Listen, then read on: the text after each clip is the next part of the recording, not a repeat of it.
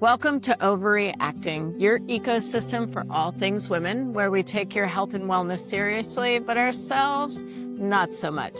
I'm your host, Dr. Jennifer Ashby, clinician, acupuncturist, researcher, and your guide through this female journey. Why are we doing this podcast? Because you deserve a life revolution, one where you feel informed and empowered, but also where we can discuss and laugh at the ridiculousness of it all. This is a place where we call out the elephant in the room. So if you want some smart talk with a wink, stick around because we're about ready to shake things up. Today, I am absolutely honored to have someone whom I already know, CalLista Wilson, with us. Calista is a former fashion stylist, now proud autism mama. She's a writer and advocate who plans to never step foot on a fashion set ever again. I totally understand that, actually. It's a brutal industry, huh? Yeah, it is. Yeah. So I wanted to have you on here today because I think that one of the things that is not so much publicly discussed is what happens when you end up in the situation of parenting a child who is not typically what you expected. And you and I have had some really, I think, brutally honest conversations about the joy and the difficulty and the exhaustion of what that includes, as well as the depth of time that it takes to become your own expert, to learn how to advocate for something that you're learning on the job, and what that does to a new mother, a new parent, your life, your relationship, which I think changes the track that you thought you were headed down.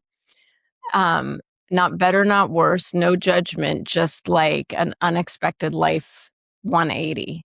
Absolutely. Yeah, that's exactly what it was. I never thought I would be an autism mom. I never even considered it as an option, if I'm being totally honest. It didn't cross my mind that would happen to Yeah. me. Or to anyone, I would suspect. Yeah, I think yeah, that, it's a yeah. shocker. It was definitely a shocker. Which is a really good segue kind of into my first question, if you don't mind, unless there's anything else you would like us to do. And I never introduced myself. Hi, I'm Jennifer Ashby. I am your podcast host. I'm an acupuncturist, clinician, researcher, mother, horseback rider, motorcyclist. I'm a lot of things, but mostly I'm here to bring you conversations that I think we don't get to talk about very often with people that I find really interesting. And you are one of these lovely people that have stepped into my life. And I'm so happy that you're willing to share your whatever parts of your journey with us that you're willing to share today. So I want you, if you would please, to take me back to the moment you first knew something was different, not wrong, but different. What was that like in your body before you even probably had words for it? I think you probably knew before anybody said anything, is my guess. Yeah, I remember in my birth class before, in the weeks leading up to becoming a mom, they passed around this poem by Ellen Bass, and it was like this beautiful poem from a mother to her daughter. And the first line went something like, "When they laid you in my arms like a bouquet." And that line had really stuck in my head. And then when they actually laid my son in my arms, I literally thought, "When they laid you in my arms like a grenade." Because he was so intense right away, instantly. And maybe I'm romanticizing my deep connection with him a little bit, but I want to say that I knew right away that he was different. And even as they were passing him around and he was screaming and, they were checking him out or whatever, I asked them to please put a diaper on him. And they were sort of laughing at me like, okay, whatever. But as soon as they put a diaper on him, he stopped crying. And I just always been really in tune with him. And yeah, it was for me pretty right away. I went into mama bear, advocate for my child. I just had a feeling. So I've I've heard, I've read, I've listened to other accountings of parents of neurodivergent children that have a knowing. It's almost like on a cellular level, you're so connected. You have such a deep sense of that this different cry means something different. This is not the first time I've heard this. It might be the first time I've heard it that early on. I think most, because this is your first child, yes? Yeah. And only child now? Yeah, yes. And I think that it's new motherhood is such an insecure time and I think that a lot of women won't advocate for what they intuitively sense as a new mom. So I want to actually say kudos to you for like saying, try this, Yeah. because that containment is often security for many neurodivergent children, Yeah. correct? Just had this feeling he's flailing around. You need to wrap him in something.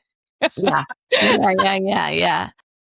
So I know that the road to diagnosis is rarely a straight line, right? There's a lot to be considered. What did that journey look like for your family? What did it cost you emotionally, physically, in your relationships before you even got answers? Like, what was that journey like for you? Yeah, it was an interesting one because of the timing with the pandemic. He was born in 2019, and the whole first year of his life, I was bringing it up to friends and family and caregivers, and no one was seeing what I was seeing. Everyone was reassuring me that this is fine. He's going to grow out of this. There's nothing abnormal here. Sure, he's a little delayed in his milestones, but you're. So I was feeling like I was being a really crazy first time mom, kind of. But it was my intuition, as we just were talking about. Then during the pandemic, I was trying to get him seen. The doctors are seeing him on Zoom, and he's sitting in his living room with his favorite person, and they're like, "He seems fine to me," and I'm like, "You're not seeing what I'm seeing." And what were you seeing? Well, yeah, it was so frustrating because I was just home with him every day, and we're spending all the pandemic days, early pandemic days, we're just immersed in his world, and he would just line everything. He would line his toys up. He would sort things by color. He was like he would never answer to his name, and he would not like look in the eye if you called to him. Like it was like he would ignore other children. Like it was like he couldn't even see if there was another child his age. They were like a ghost. And we would go, the playgrounds were closed, but we would go sit at the edge of the playground, and he would just like sift the sand like so intently for like 45 minutes. And I had done a lot of, I was a big sister to two younger kids, and I had done a lot of babysitting from the time I was like 12 on, and I nannied in college, and I just had a lot of experience with early childhood development, and I'm not a specialist or anything, but I just knew that this is atypical behavior. So Yeah. talk to me about the cost of kind of in East Asian medicine, we talk about the physical, the emotional, and the spiritual person. Yeah. And I'm guessing all three of those components were affected in you, including relationships. Oh, absolutely. I mean, until we got the diagnosis, I had the feeling that I was crazy a little bit. And so, I'm home with this child. I'm alone with him all day. I'm thinking one thing. I'm feeling people are telling me they're not seeing it. I'm feeling crazy. I also, my partner and I didn't know each other that well. We were kind of a new couple. We got pregnant after only knowing each other for a few months. And so this is all coinciding with like our relationship. We're establishing our relationship whilst parenting this neurodivergent child, whilst getting the diagnosis. Then he's 3, we get the diagnosis. We're still in this global pandemic. And I just remember feeling like I was just lost. I was so alone. I just felt so alienated, so isolated, and so helpless. I didn't know like what to do. And, as a mother and as just a warrior type, an advocate type, that didn't last for long. I quickly picked myself up and just was like, how can I get him the help he needs? What do I do now? And then Yeah, it what did you do and how did your relationship and where were your friends and your family? And Yeah. So it just really brought my partner and I so much closer together because it was kind of like us. We were just like in this together and we had to do this thing. And it just became like the stakes became so much higher, I think. And it really brought us closer, thankfully, instead of driving us apart. Because it could have gone either way, truly. And yeah, I just remember finally getting Ransom seen in person, my son seen in person. And it only took like 15 minutes for the doctor to just turn to me and say, yeah, I think it's autism. And after all of this fighting to get him seen and all of this pushing to be heard, I was not expecting that word to come out of that man's mouth. And I felt like a sense of disbelief. I didn't believe him at first. I couldn't make sense that my kid, you would put that word on my kid. That word has a lot of stigma and it's a hard one to swallow as a parent. And I rarely use that word anymore, except when I need a little shock value. um, because it's not wrong to use that word, but it's like if we're talking about like appropriate language and stuff, I do think it's kinder to say neurodivergent, neurodiverse, on the spectrum, but those words also do leave a lot of room. And autism feels more putting you in like a corner. right, it's more like socialization, direct communication association. Is that Yeah. correct? Yeah. Yeah. So Now, how old was he how old was he? when you got that? Yep, I think it's autism. He was 2, almost turning 3. So he right before his 3rd birthday. Yeah. And then the crazy thing is that when they turn 3, the whole process we've been going through to get him diagnosed, it ends when they turn 3 with that agency. And they kick you out and send you off to the public school system. So we kind of had to start all over again as soon as we got the diagnosis with the wait lists and the assessments. So it was like this really drawn out process. And not until he was about 4 did we have really the scaffolding in place, which is where you have, the support you need, the funding you need to pay for the support you need. And I mean, even that actually, I didn't fully get that in place till he was about 6. Wow, and I feel like I've known you long enough to watch, like, each time you step into a new platform, venue, structure, you go through this again. And even like transitioning from school year to summertime, like the amount of effort that has to go in to have successful transitions, not just the infrastructure you need, but successful transitions for your child. Like you're like recreating the wheel a, a lot. A lot. There's so much starting over and so much just confusing programs to try and find your way through. And there's a lot of support, but finding it and getting it can be very challenging. I mean, it is like a full-time job. It is my full-time. I So don't work that's because what I was gonna say. So what I've listened to and what I've learned, it is very difficult unless people are phenomenally resourced. That a neurodivergent child that needs infrastructure like your son, it is a full-time job. And for some parents, they don't have the support to be able to do that. I cannot even imagine, having a child that becomes a full-time job. I have a child that is mildly neurodivergent, and they didn't have a diagnosis for what she had until she was 9. So I feel like I cried myself to sleep every single night because I felt like I was failing my child. And that is nothing like, I mean, her coping mechanisms and skills, like, nobody knows what she suffers. But even then, it was really isolating. There was nothing to read. There was nowhere to turn. There was no infrastructure. They just came up with the diagnosis. I mean, so I think that's one of the reasons I've been so curious and interested in your journey, just because I remember feeling that sense of like, I can't do this job. I'm not the right parent for this child. I don't understand what's going on. How do I make everything okay for her?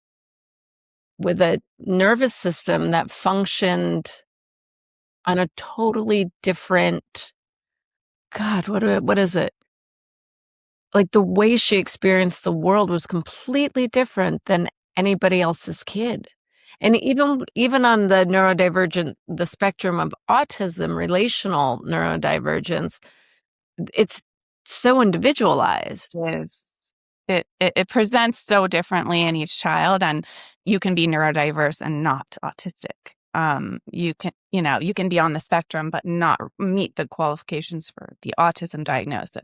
I think there's a lot of confusion about that, Calista. Would you mind actually, for our listeners, to the best of your ability, kind of talk about neurodivergent spectrum? Yeah. So I think one of the most important things is that a lot of times I think we think of the spectrum as being a line, and it's more helpful to think of it as a wheel, more like a color wheel, like a color spectrum. You're not like on a line, high functioning, low functioning. You can be in this spectrum, very high functioning in this regard and very low functioning in this regard, but you have to think of it as a circle, first of all. And then, like you could be neurodivergent, but not have all of the traits that would classify you as being quite there with the autism diagnosis. So we met a kid recently, and I was watching him we were at the pool, and I was like, I just feel like that kid might be on the spectrum too. And he had a lot of the same, like stins and little like movements that my son has. And then I ended up talking to his mom, and he is on the spectrum, but they've had him assessed a few times, and he's not autistic. He doesn't have the autism diagnosis. So he's not. So it's just interesting. It can really, it varies a lot. Just like anything else. Just like anything else. Do you feel comfortable giving kind of a definition of then what autism would be? Yeah, I mean, it's definitely a social disability primarily. And yeah, I mean, I don't know if I'm qualified to really answer this, but there's obviously like parameters that you have to meet and for my son, his rigidity is extremely high. So I would say, he met this requirement of this level of rigidity. Is that physical and emotional, or is it just situational? Like what kind of rigidity? So things have to go a certain way. They have to be done in this order. They have to happen at this. He has to control certain variables always. And if not, he's not flexible in any way. He's not flexible about plans. He's not flexible about pit stops. He's not flexible about leaving through a different door than we came through. He's not flexible about anything. If you wanted to like, oh, you know what? Actually, let's stop at the market and pick up no. We're going home. You can't change a plan. You just can't be flexible. What does that do to you as a mother flowing through your life every day? Oh my gosh. Well, it's really turned my world upside down, and I don't flow as much as I used to. I do consider myself a really patient person, but I have had to muster levels of patience that I didn't know I could possibly contain to, get through life with this kiddo sometimes. Constant accommodations. Constant. You have to always tell him like the next few things that are going to happen. We call it priming. He has to be primed for everything. Can't spring anything on him. You have to be really careful about when you prime him. You can't prime too early or too late. I mean, there's so many things. He's very rigid about doors. He's always had to control the opening and closing of any door. So I don't bring him to the grocery store anymore. But I remember when I was still trying to, those automatic doors at the opening of the grocery store, we would have to stand there and wait until people stopped coming and going so that we could be the ones to walk up and trigger it. So levels of patience that you can't imagine. So there's no being in a hurry. There's no being in a hurry unless he's in a hurry, and then suddenly you might have to find yourself going. There's no spontaneity. No spontaneity, and So no. you have to be an excellent planner and have the patience of Buddha. Yeah. And I was never much of a planner before, so that's really shifted. Now we plan like everything like a year at a time. Wow. It's Wow. yeah. Wow. I can't imagine. Kudos to you. Kudos to you. I am going to take a brief moment to I'm going to give a little commercial on something called Women's Lib. And Women's Lib is a non-hormonal daily libido tincture for women navigating midlife, stress, and low desire. It combines research-backed botanicals with patented encapsulation technology designed to support better delivery and absorption. So feeling connected to your body again can be part of your daily wellness routine. Learn more at women's-lib,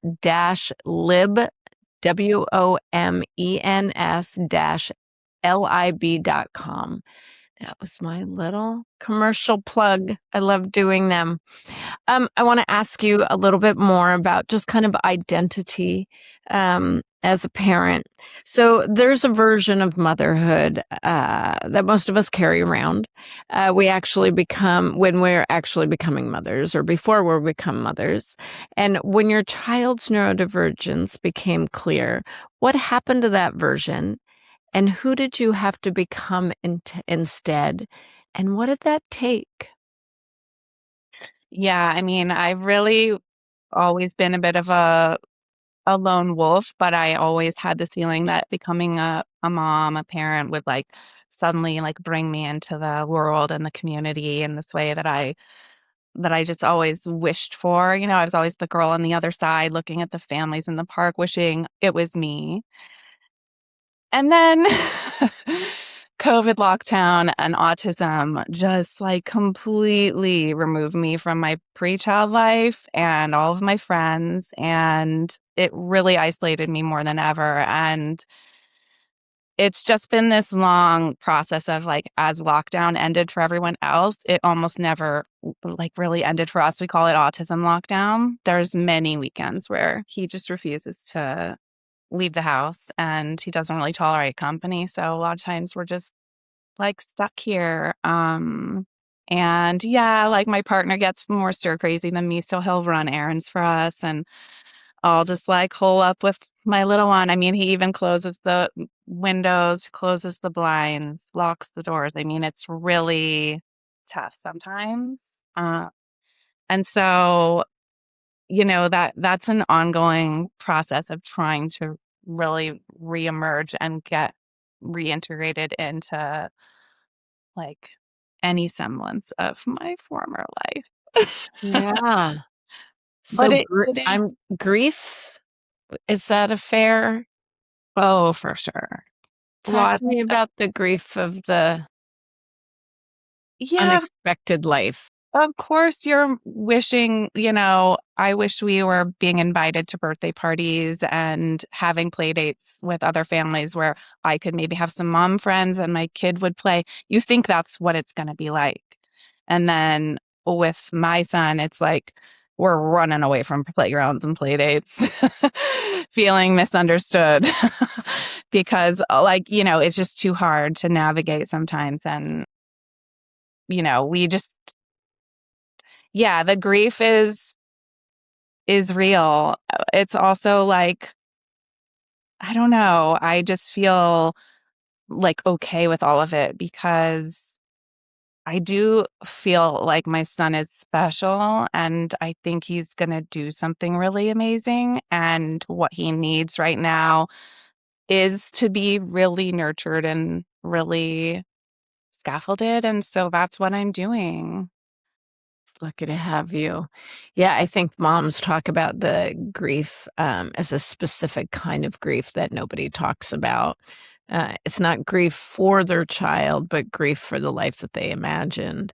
So I really thank you for sharing kind of this tender underbelly side of all of this. Yeah. I want to say that it's not, we're going to get into this, but being the parent of a neurodivergent child is not only challenges, and we'll get into that in a little bit. But advocating, let's talk about that a little bit more. Advocating for a neurodivergent child is a full contact sport. With schools, with doctors, with insurance, with family members who don't get it. You described a little bit about how much you had to advocate early on in his life and that it's never ending. Separate from the advocating itself, will you talk to us a little bit about what the chronic stress has done to your body and how your body keeps that score and is telling you or screaming at you what you're going through? Because this this is to educate people about neurodivergent children, but really my focus is on the parents and how this affects you. Yeah, I mean, like I said, getting his scaffolding in place did take until he was 5, 6 for everything to really, and it was at that point that I really finally started trying to take better care of myself. But when he was 4, I mean, he's always been a very physical. He's an expressor, not an internalizer. So if he's upset, it's like a bull in a china shop kind of vibe. And he was doing this thing where he would just run and jump and pull down on my arms with his full body weight. And I would crumple to the ground, and I was having this intense pain in my neck, and it was radiating down into my arms, and it started to affect my hands. And so at that point I was, okay, have to go. Started doing acupuncture and body work and physical therapy and made ergonomic changes in my home. And it's really that thing when you're someone's caregiver, how you have to, secure your own oxygen mask first. And I was not doing that when he was little. It's a learning process, isn't it? When you're like, oh, this child needs, and then you're like, I'm not doing so well here.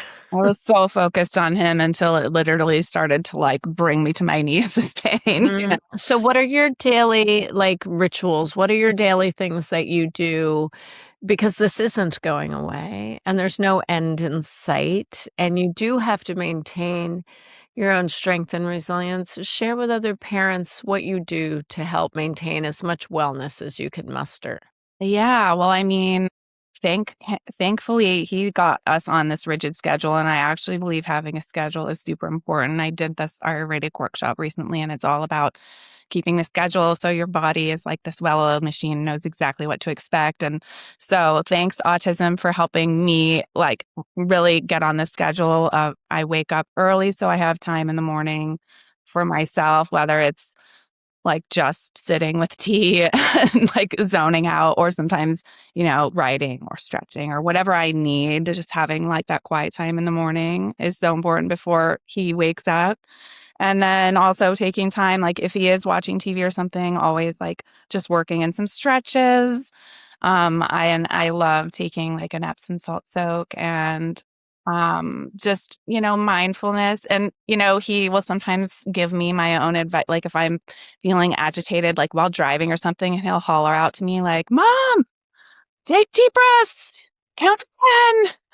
And I'm like, you're right, those things do really work. That's why we try and say them to him all the time. And if you take some deep breaths and count to 10, you will feel better. So that's great. If they are listening, it does. They do. The children are amazing. I know how they absorb. And then, so if you were to say clearly, so we've got that you soak and you stretch and you hydrate and you breathe. I want to know what mindfulness practices you like to utilize. And also I want to know in your own body. I mean, I heard your neck and your shoulders from Ransom jumping in you. Where else do you feel like you carry the weight of being his mom? Gosh, I mean, for a long time, it wasn't that I was ashamed of him out in public or embarrassed or anything. I just didn't want him to be misunderstood, and I felt always a little on edge.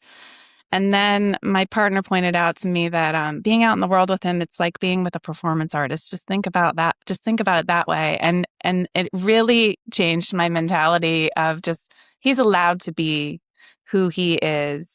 And I mean, I would like to think I don't carry too much of it anymore because I I think he's perfect and he's allowed to be exactly himself, and I don't have to carry that. Oh, bravo. Well done. That's so healthy. Okay, so one of the loneliest parts of this journey, and that parents describe, is the feeling that nobody in their existing community really understands what their daily life looks like. You talked about experiencing the extreme isolation because it also occurred during the pandemic. I can't imagine that double whammy, honestly, Calista. Um, and you talked about the isolation of like that what you thought motherhood was going to be like, and then what your experience now when there's other children around or you're around parks. How did you break through it? What was the thing that helped you break through it? And not only losing the expectation, but creating a meaningful, thoughtful, fulfilling life with what you have, as opposed to what you wish or had thought you had. Like, you've explained some of it, but am I making sense? Like, more specifically, Yeah. I want to know, like, I think this is the part that will be so helpful. Imagine maybe you're talking to a young parent who is trying to figure out a diagnosis, or imagine you're talking to friends and family members of children, neurodivergent children. Like, how would you want them to understand? I mean, you really do have to allow yourself the grieving process and just be mad about it for a minute. I was. Um, and then, you move through the grief as healthily as you can. Some people, maybe it takes longer. And I know a lot of people are in denial. I was never in denial. I was always like, come on, give me the answer. Yeah. But once you move through that grief, and then you hopefully are able to see like the magic of the way that these little people think, and to move through the world with them leading you is, I truly believe, the greatest gift I've ever received. He has changed my life for the best 100,000%. And yeah, I just think it's such a gift, actually. And, I know that parents with really high needs, nonverbal, they might not, feel the exact same way. But with my son, I am like just constantly amazed by him, the way that he's able to gather information and the way that he files things away in his brain, his memory, his intense curiosity. It's all just so cool to me. It's pretty And impressive, huh? yeah, and I just think, wow. And then, t- just the levels of support that we receive in the state is, I'm sure, unparalleled. So I can't speak for every state, but once you do plug into the resources, it can be just the greatest thing, just having like all of the summer camps are, paid for, and you don't have to stress so much about all of that stuff. Getting that support that's Yeah. needed. Yeah. It sounds almost like being able to experience life through the eyes of a verbal neurodivergent child. At least it's almost like your own fog gets wiped away, and you're able to see a whole new perspective. Like, how often do we get to live in a dual perspective existence? I'm amazed at the things that he tries to wrap his head around, like infinity. Yeah. He's just obsessed with the concept of infinity, and he's always trying to like understand numbers, and he understands like the directions, and he'll be like, "We're going southeast, aren't we?" Like he just. I'm like, how do you know that?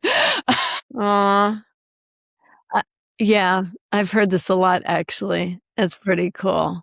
The vastness of comprehension of many neurodivergent children is pretty impressive. So you kind of touched on it, but I'm gonna kind of beg the question a little bit deeper. What do you wish people who love you, your partner, your friends, your own mother, had understood earlier that they didn't? And what would you want them to hear right now if you could speak to them, which you totally can because you're on a podcast? Yeah, I mean, sometimes it feels a little like stating the obvious, but just that the autism is not something that you grow out of. And you actually grow into it more so. And I think as a family, we are growing into it too, because it's just this group effort. And like we need people to meet us where we're at and to be flexible because we often can't be. And also just to reach out because we're likely overwhelmed, and I can't tell you how nice it is. I had no one had called me in so long, and a friend called me last week to do a wellness check. And I was like, thank you. Do a wellness check on your friends with kids on the spectrum. That's great advice. I love that. So if you could say, Calista, you're 6 years in now? Yeah, 7. 7 years in now. Oh, I've known you for a bit of a spell. If you could say one thing to the parent who just got the diagnosis, who's sitting in their car in the parking lot of the pediatrician's office, not ready to go home yet, what would you say to them? I really would just give them a big hug. I remember being so upset coming into Ransom's nursery school and telling the teachers, it's autism. And they just gathered around me and they hugged me and they were just murmuring, I'm sorry. And it was so validating. They weren't saying, he's going to be okay. You guys will get through this. Which is not that those things aren't true, but in that moment, you do really need to allow yourself to process the grief.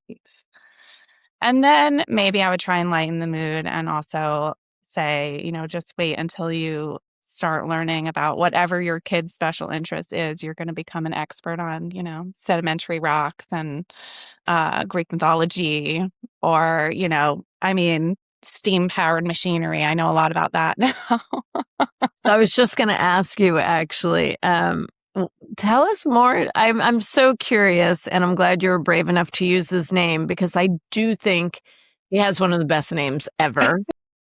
Tell us about Ransom. Like, tell us about his special interests and skills, because I know they're all so different. I'm guessing sedimentary rocks, Greek mythology, and he's into powered machinery.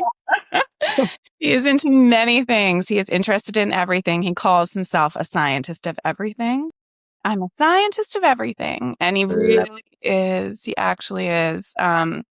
He's really creative. He's always inventing things or trying to just build things out of cardboard. Ever since he was little, we have like a whole collection of like things we've made out of cardboard, like every tool.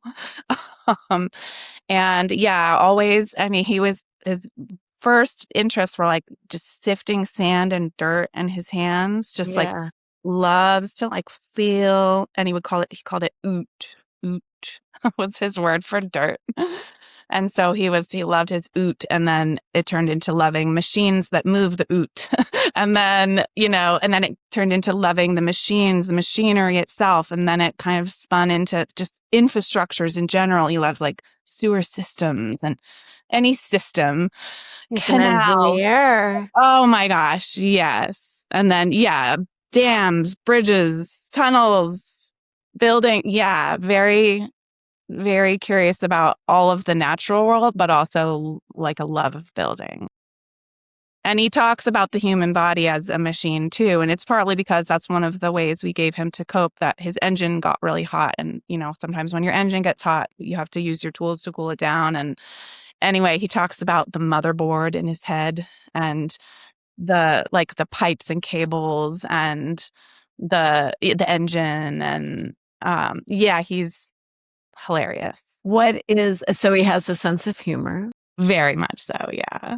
And that developed, and is it dry? Is it like goofy? Like, what's the He's something? goofy. He's goofy. He loves a goofy joke. Oh, No, he is so funny. Yeah, I mean, that's another thing. Like, he made us cry a lot, but he makes us laugh so hard. what did he make you cry a lot about? I mean, I think the physical stuff when he was younger was so hard. The self-harm and the having to really like physically restrain him so that he wouldn't self-harm or hurt me or hurt someone else or break something.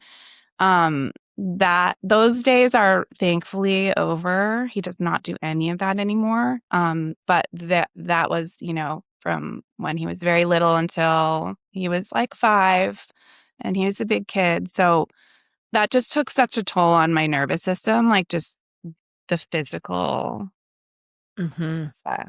Did I ever share with you I had to do that too? You did. Tight holds. I It's think so I just found out that I had previously have a left deviated septum from a prior trauma, and I'm like, that was it my child in the tight holds, or was it a horse? It could have been either one, but the amount of skulls I got into the bridge of my nose, and just same. The the buck exhaustion of like, and she would come ask, mommy, and it was her. It allowed her to express everything that her nervous system couldn't handle, Yeah. and like in a chaotic release, and I Yeah. was the only person that could do that, and it took a physical, thank God I was younger, but it took a physical toll on me. I remember them so clearly. We'd both come out sweaty and Oh, exhausted. totally. Yeah. Yeah. I would like find these creative ways to brace myself against, a corner and wrap my legs and my arms, and just try and hold. Oh, yeah. Yeah. I was taught how by my former mother-in-law, rest her soul, who was a child psychologist, Yeah. and she said, "Try doing this with her." And I think that she knew, but she never said. And man, yeah, there's some exhaustion that okay, so he's into some fabulous and diverse things. I mean, Greek Yeah. mythology and engineering and the universe. He's got a sense of humor.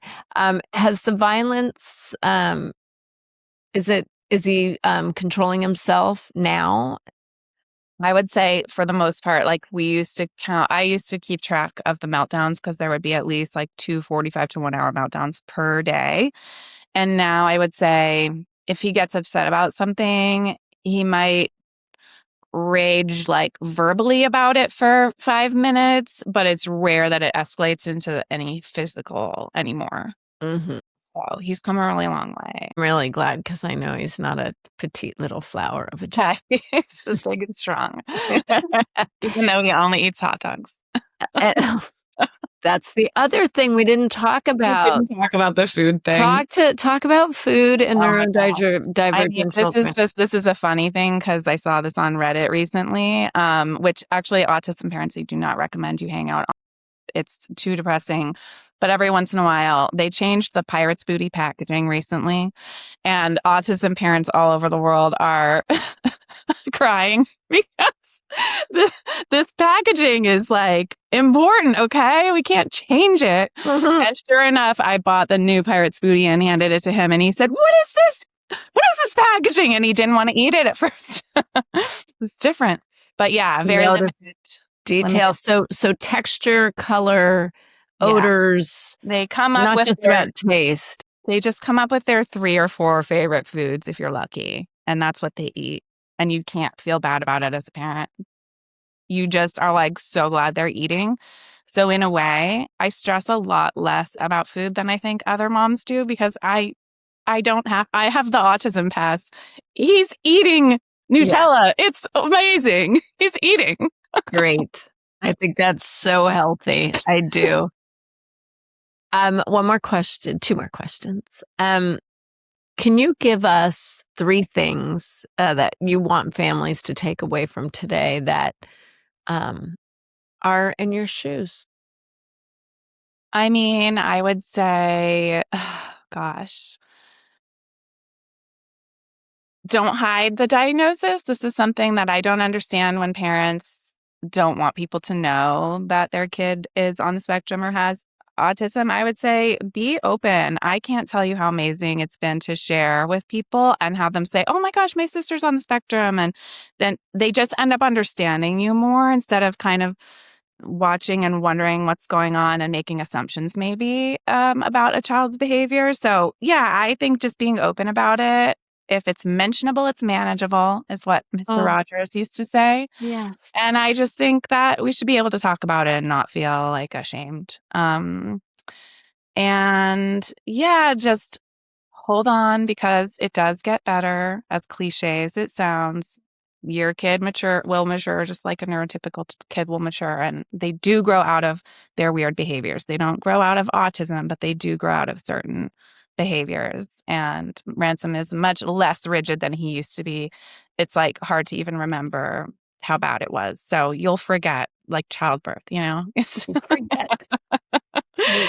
Yeah. And just like try and see like the magic in this person, the beauty of getting to learn from them, nurture them through this world. And they're like that. I believe it's evolutionary, honestly. I believe that. So do I. It's the answer. So do I. I think that neurodivergent children, just like Ransom, are going to end up running a lot of our lives because of their clarity. Yeah. I do. And the last question for you, is there anything you wished I'd asked you today that I left out, or anything you want to just tell this audience of women that are listening that probably have a child, a nephew, a niece, a granddaughter, a grandson, a friend's kid, a fairy goddaughter, a fairy godson in this situation? Like, this is your moment. Tell us everything you want us to know. Call us. Check on us, invite us to things. We might say no, but just don't forget about us. We're still here, even if we're trapped in our houses half the time. Yeah, I love it. You've been so open and honest. It was everything I had hoped it would be. I want to thank you so much. I also have to give one other commercial and my shameless. So my book, The Energy Prescription, Ancient Wisdom and Modern Science for Thriving Through Menopause, is now pre-order ready on everything from your local bookstore online through Barnes & Noble, Books A Million, and Amazon. Please not only buy it, but please review it when you get it. This is how this book gets out here. The world decides how much it's going to promote it based on what you say about it. So I am shamelessly asking you to please, if you're interested, it's perimenopause and menopause. It is practical. You want to say anything about the way that I do things? I can't wait to read it myself. I know that there's some really helpful stuff in there. You've had so much helpful wisdom for me as I'm navigating perimenopause, and yeah. I'm hoping that's my whole goal. I'm hoping it's super, super helpful. I was contacted by a very successful New York City PR firm yesterday, and their question was like, what do you want? And I said, I just want to help as many people as possible. They're like, and I'm like, no, I don't need to be famous. No, I'm happy being public forward. I'm comfortable in that role. It's just, I just want to help as many people as possible. And that's it. I just want this book to spread like wildfire. Nobody gets rich making books or writing books anymore. I just want to help women. I think perimenopause is like the most evil joke ever, because you don't know what's happening. It's so insidious, and you're like, I'm losing my mind. And you're not losing your mind. Yeah. This is what's actually happening. we're going to cut to a little commercial break before we leave. I want to tell you about Oliviflora skincare, which I use every single day. I wish I brought the product in here with me, like the daily face serum. I think I have 2 drops left. The body butter, I've only got like a third left. I also use their eye oil that comes in a roller. Like, it's all made with like food grade products, and you can eat it. And at my age, I just need so much moisture on my skin all the time that I end up taking the straight oils and just slathering it on. Here's the commercial part. That wasn't actually even it. A go-to favorite of mine, Oliviflora, thoughtfully formulated botanical skincare powered by olive oil and made to European standards.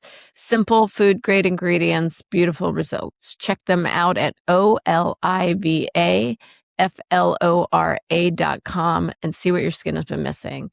I've been loving it for, gosh, I guess about a year now. It's clean and my skin just eats it up. It's amazing. And it's not overly scented. I actually really like it. And it's a woman owned, locally, Santa Barbara. So those are my three shameless commercials. Okay. Listen, if you ever want to come back, if you're like, God, I wish I'd talked about that, or, or I want to talk about perimenopause, or any other, or you want to come and talk about the fashion industry and the toxicity of it, I would love to have you back. I would love to come back. This was so fun. And answering your questions was so fun. No one asks me these things, and I really appreciate being able to share.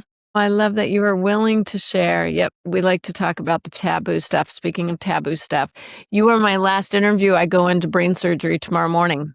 And I'm okay. I've been doing so much work. You're going to be great. You're going to be great. I'm going to be great. I do know that. Funny story, side note. So we had a meeting with the surgeon. He said, do you have any questions? And I said, yeah, how do you get me into the hospital? And he said, what do you mean? And I said, how do you get me into the hospital? Are you telling me that people willingly walk through the doors of the hospital knowing you're going to take a bandsaw to their skull? And he looked at me, he said, what are you asking for? And I went, God, no, I'm not drug seeking. I actually want your advice. Like, my husband is 6'2" and 200 pounds, and I can't imagine that man being able to get me through the door. I'm going to be like a cat on a hot tin roof. And he's like, no, people actually do walk in the door, but this sounds like you might need some Ativan. So I will be taking an Ativan tonight to try to help me get through the front door of the hospital. Yeah, I do a lot of intuitive visualization. And I could see myself in surgery. I could see myself coming out of surgery. I can see myself home recovering. It's not that I'm creating the visuals. They just actually come to me intuitively. The one thing I still can't see is me stepping foot into the hospital. And I'm Jewish, and the lovely retired OBGYN who reviewed all my Western medicine in the book for accuracy, and his wife, I took them out to lunch yesterday as a thank you, because he's just overly kind to me. The work he always does for me, it doesn't matter what my projects are. He's like my backup guy. And he's he still reviews like PubMed and Elsevier and all the major medical journals for women's health. Anyway, so I was telling them, how do I get in the hospital? And in perfect Jewish culture, she said, darling, you must step out of your house with your right foot, step into the hospital with your right foot. And when you come out of the hospital, you must step back out with your right foot. And that's all I needed. I needed somebody to actually give me instructions. She goes, perfect. It brings luck. You must do it. And any bad thoughts you have from this moment on, you remember, you respond with kinahara, poo, poo, poo, kinahara, poo, poo, poo. We're getting rid of the evil thoughts. And it was all I needed to get through a tough thing. So I'm feeling all the love and support. I took the concept. I learned that the terror and excitement are on the same vibrational spectrum. And so for the past week, my job is to take my terror and move it over to excitement. So that's what I've been doing. I think tomorrow morning, we leave the house at 5 a.m. Wow. Anyway, so the other part of that is I was like, well, I need to do one more interview. Who do I feel that I can do that with safely? Like, where I can just be myself and I can be relaxed, because I know her energy and I know that we'll have like a breezy, easy conversation over a difficult topic. And that was you. I am honored. I am so honored. I was like, hey, can you do Tuesday? And you were like, yeah. Anyway, I want to say thank you so much. I am deeply grateful for your wisdom and your time. I want to say thank you to everyone who joined us for another episode of Ovary-Acting, your ecosystem for all things women, where we take your health and wellness seriously and ourselves not so much. Thank you. Thank you. All right, we'll talk soon. I know everybody's like, okay, you're done. Click, click, come back. All right, see you after surgery. See you after surgery. You'll be great. Thanks.